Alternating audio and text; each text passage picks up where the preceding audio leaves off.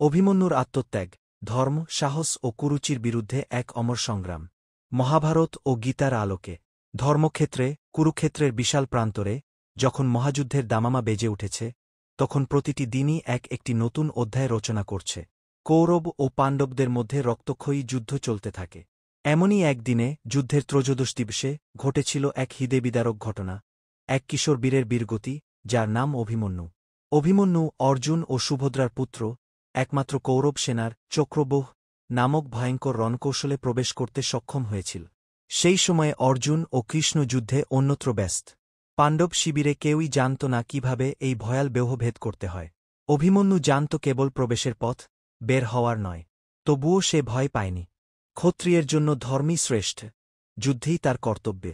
এই গীতার উপদেশ যেন তার হৃদয়ে প্রথিত ছিল।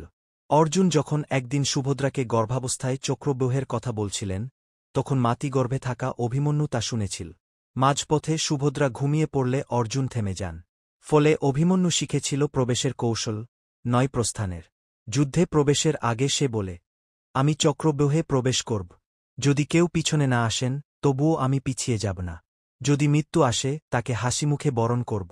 সে একাই প্রবেশ করে চক্রব্যূহে। কৌরব সেনার ভেতরে প্রবেশ করে সে একের পর এক মহারথীকে পরাজিত করতে থাকে।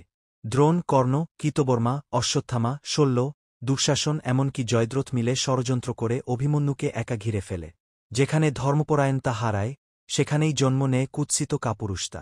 যখন ধর্মের অবনতি হয় ও অধর্মের উত্থান হয়, তখন আমি আত্মপ্রকাশ করি।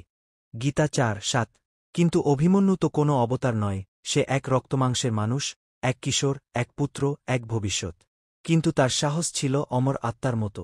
অস্ত্রভাণ্ডার ভেঙে গেলে সে রথ থেকে নেমে এসে গদা হাতে লড়াই করে।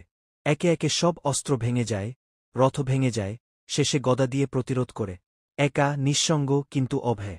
দুঃশাসনের পুত্র এক দুষ্কৃত আঘাতে তার মাথায় গদাঘাত করে। অভিমন্যু মাটিতে লুটিয়ে পড়ে, তার তরুণ প্রাণ মিশে যায় যুদ্ধভূমির রক্তস্নাত মাটিতে। এই মৃত্যু নয়, এই এক বিজয়। এক কিশোর যোদ্ধার আত্মত্যাগের মধ্য দিয়ে পৃথিবী দেখেছিল কিভাবে অধর্মের বিরুদ্ধে দাঁড়